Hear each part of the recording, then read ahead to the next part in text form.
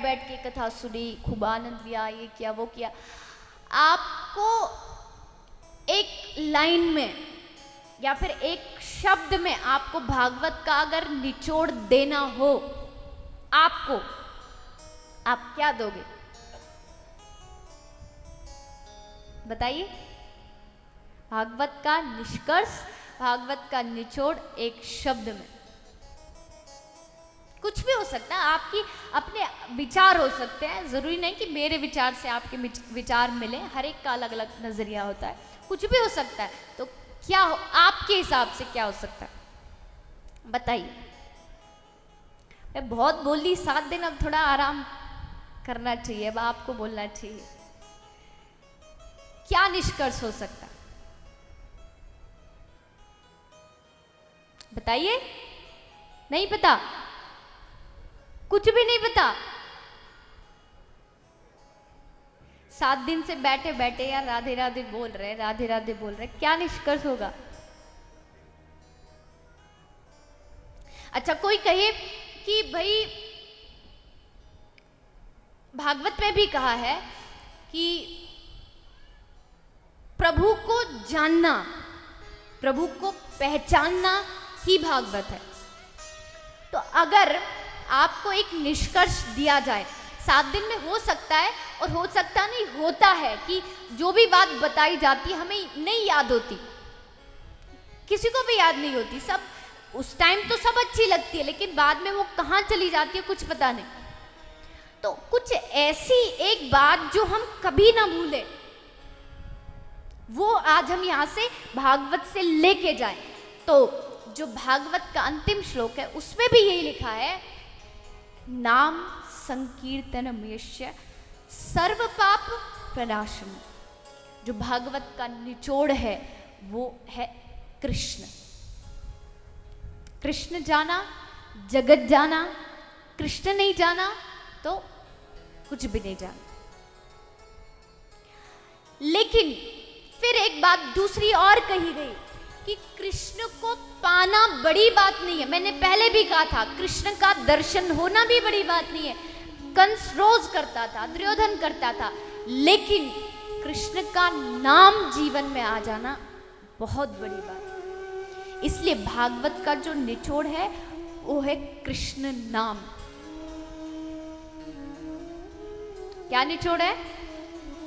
दोनों हाथ उठा के, हरे कृष्ण कृष्ण कृष्ण हरे हरे, हरे राम राम राम हरे हरे।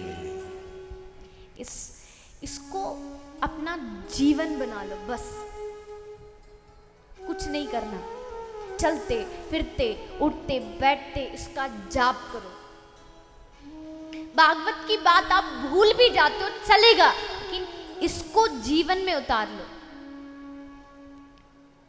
तो आप घर जाएंगे अब कल से, तो मेरी जो दक्षिणा है, ज़्यादा मैं कुछ आपसे नहीं मांगूंगी, सिर्फ इतना, आपके पास 24 घंटे होते हैं एक दिन में।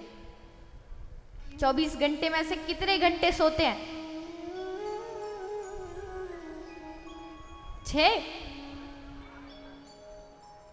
बड़ी कम नींद है। सोते हैं, सोते तो पता नहीं, पर जागते तो कम से कम 12-1 बजे। आधा दिन तो बस, चलो जो भी हो, खैर वो आप जाने। लेकिन 24 घंटे में से अगर आप इस भागवत को सुनने के बाद सिर्फ 10 मिनट आपको देने हैं, 10 मिनट भी ज़्यादा है और उससे भी कम हो सकता है। आप सिर्फ ये महामंत्र की जो एक माला होती है 108 जिसमें बीज होते हैं, आप महामंत्र की एक माला रोज स्टार्टिंग में आपको करने में हो सकता है 7-8 मिनट लगे, धीरे धीरे और कम जब प्रैक्टिस बढ़ेगी। तो सिर्फ ज़्यादा से ज़्यादा 10 मिनट आपको 24 घंटे में से एक माला के लिए निकालने हैं। महामंत्र की माला, चाहे सुबह करो, दोपहर को करो, शाम को करो, सोते समय करो, कोई टाइम फिक्स नहीं, कोई जगह फिक्स नहीं, कभी भी करो। 10 मिनट कौन कौन करेगा? अब हाथ उठाइए। अरे वाह, एक बार अपने लिए जोरदार तालियां बजाओ, ऐसे नहीं, जोर से। आपने अगर ये किया ना तो आप अपने जीवन में जो बदलाव होगा ना आप खुद देखिएगा। मतलब शांति के रूप में, जो आज की सबसे बड़ी प्रॉब्लम क्या, मन शांत नहीं रहता। तो मन में शांति मिलेगी इसको जाप करने से। आप जाप करके देखिए, आप फिर देखना आपको कितना कितना फल प्राप्त होगा। साथ साथ में आप ये जो माला होती है ना, तुलसी की माला, इसको गले में पहनना शुरू करें। वेशभूषा का आपके जीवन में बहुत असर। चंदन माला किस लिए लगाते हैं? इनसे थोड़ी भगवान मिलते, लेकिन इनको आप माला पहनोगे, आप चंदन लगाओगे, आप कभी किसी बुरे काम के लिए हाथ आगे बढ़ाओगे, आपको ये रोकेगी कि रुक, तूने ये पहन रखा है, तू इस काम को कर नहीं सकता। इसमें वो ताकत होती है, ये आपको बुरे काम करने से पीछे खींचेगी। तो माला पहनो। माला पहनने में इसका मतलब आपने अपना जीवन प्रभु को समर्पित कर दिया। होता है ना, एक कुत्ते की गले में बेल्ट होती है ना, बेल्ट का मतलब उसका कोई मालिक है, वो लावारिस नहीं है। इसलिए जिसके माला है वो उसका कोई मालिक है, जिसके नहीं है वो सब ऐसे घूम रहे। कभी भी वो यम का दूत आके पकड़ के ले जाएगा। इसलिए सावधान होके रहो। और दूसरी बात, आपके गांव में इतनी अच्छी प्रभात फेरी चल रही है। मैं तो उस दिन गई थी, कितनी संख्या थी। आपको ये भी कई जगह तो ऐसी हैं जहां पर हंसी किस लिए आ रही है? शायद समझ गए, समझदार श्रोता है ना, इसलिए पहले ही समझ गए। प्रॉब्लम होती है जगने में, प्रॉब्लम होती है। तो 5:30 नहीं, 6 करो, 6:30 करो, शाम को करो जब आपका मन करे। और 1 घंटा की आपको जरूरत क्या है? एक गली से निकल के वापस आ जाओ। आधी घंटा, 15 मिनट, उतना भी भगवान को नहीं दे सकते तो क्या कर सकते? 24 घंटे में से भी अगर हम 15-20 मिनट भगवान को नहीं देंगे, उसके लिए जिसने समय दिया उसके लिए कहते हैं हमारे पास टाइम नहीं है। अरे जिसने टाइम दिया वो याद रखो, तुमसे टाइम छीन भी सकता है, उसके लिए भी तो कुछ समय निकालो। शायद आप प्रभात फेरी एकादशी तो करते हैं ना। तो अब आप जब तक हो सके, मैं ये नहीं कहती, जब तक हो सके आप इस प्रभात फेरी को चला के रखो रोज नित्य प्रति अपने बालाजी मंदिर से। उतना फिर आपको कुछ टाइम बाद लगे कि अब थोड़ा आपको लगता है कि नहीं, तो आप संडे की संडे करें, आप एकादशी की एकादशी करें, लेकिन इसको चला के रखें।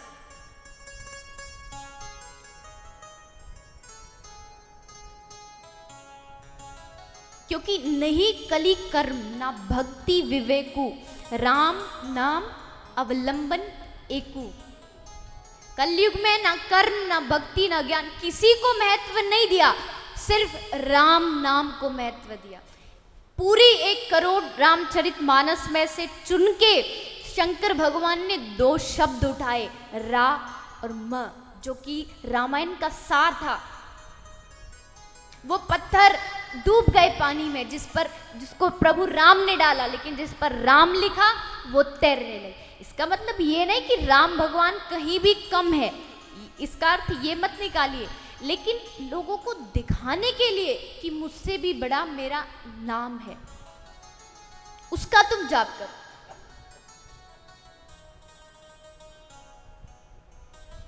तो इसलिए मेरी आप सभी से यही प्रार्थना है कि माला जाप करें, प्रभात फेरी चलाएं जितना हो सके, और अपनी जो भी आपको लगता है आप उस कभी को यहाँ छोड़ के जाएं। फिर देखना आप 7 दिन के बाद कितना अच्छा महसूस करेंगे, आपको कितना। और सबसे बड़ी बात, अब सारे मंडल वाले भी यहीं बैठे हैं, मित्र मंडल वाले, तो उनको भी लगा कि अब भाई विश्राम होने जा रहा है, चलो बैठ जाए। सबसे अच्छी बात मुझे ये लगी कि आप लोग खुद तो है ही है, साथ साथ में आज के जो युवा है वो इस चीज़ में जुड़े हुए हैं। वो भागवत में आते हैं, वो कथा सुनते हैं, वो कीर्तन में नाचते हैं, वो प्रभात फेरी में जाते हैं। तो ये आप माता पिता ने उनको संस्कार दिए होंगे तभी तो वो करते हैं, और ये संस्कार कभी भी टूटने ना पाए, इसको बढ़ाते रहे बढ़ाते रहे। एक तांडुर में भी ये एहसास होना चाहिए कि एक ऐसी भी जगह है जहाँ पर जितने भी युवा है वो सब प्रभु के नाम में रंगे हुए हैं।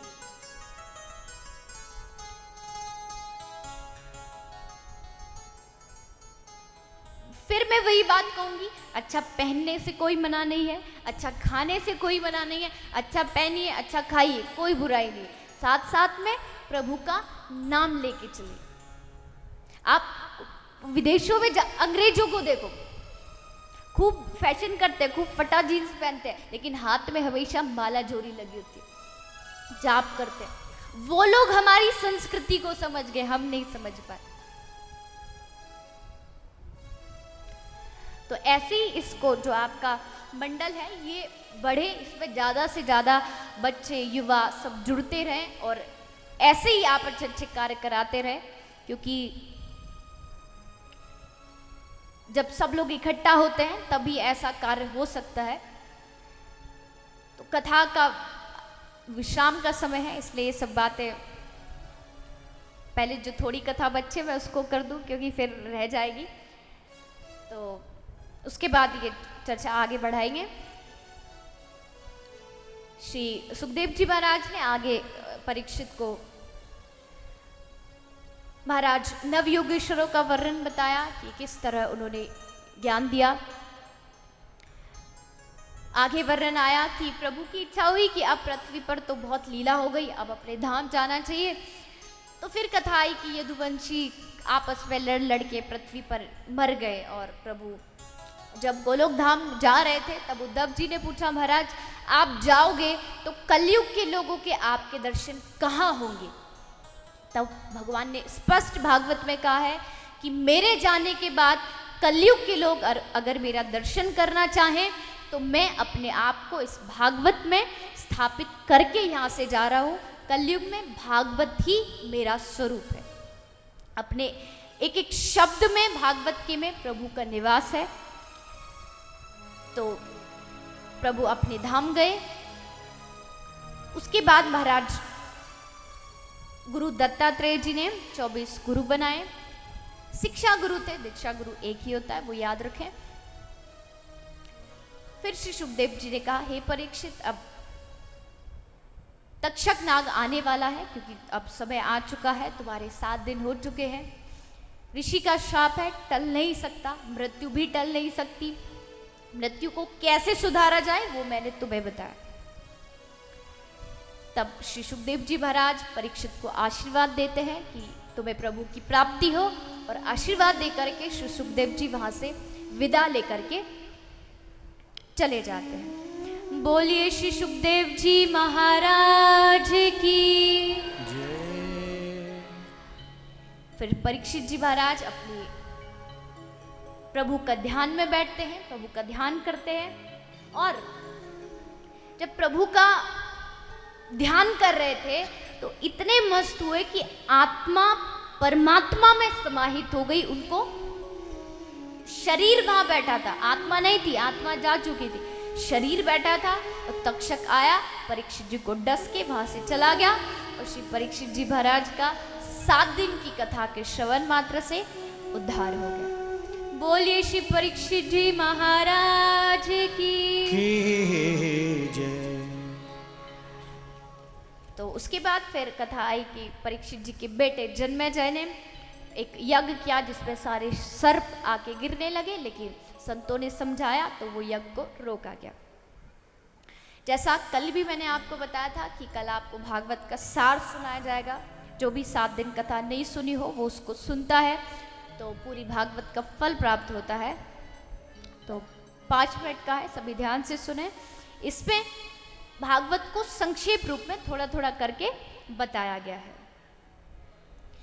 श्रीमद् भागवत भक्ति सुखदाता, ज्ञान वैराग सहज और आता, कृष्ण चरण की वचन विभूति, भक्ति हृदय बहुभाव प्रसूति। भागवत प्रभु के चरणों से प्रकट हुई। श्रीमद् भागवत कृष्ण तनु माना, प्रति स्कंद स्वरूप बखाना। भागवत के 12 स्कंद भगवान के अंगों से प्रकट हुए। तो कौन से अंग से कौन सा स्कंद प्रकट हुआ? प्रथम द्वितीय स्कंद चरण है, तृतीय चतुर्थ उरुवरन है, पंचम नाभि षष्ठ वत्स्थलम, सप्तम अष्टम भुजा महाबलम, नवम कंठ, नौवा भगवान का कंठ है, हृदय दशम बताया, रुद्र ललाट सर द्वादश गाया। श्री नारायण मुख की बानी ब्रह्मा सुनी, नारद बखानी, नारद कही व्यास ने सुखते, विष्णु रात सुनी सुख मुक्ते। भागवत नारायण भगवान ने ब्रह्मा जी को सुनाई, ब्रह्मा जी ने सुनाई नारद जी को, नारद जी ने सुनाई व्यास जी को, व्यास जी ने सुनाई किसको?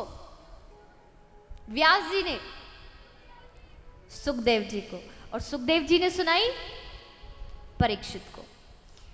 सूत सुनी ऋषि मुनिन सुनाई, स्वर्ण मार्ग ते भूपर आई, धुंधकारी ते कही गौकरण, भई मोक्ष पापी की तत्क्षण। आपने धुंधकारी की कथा सुनी। सनकादिक मुनि शेष थे, सुनी पार्वती महेश थे। शंकर जी ने पार्वती जी को कथा सुनाई। कहाँ सुनाई बताइए? अमरनाथ में। वाह क्या बच्चे, सारे उत्तर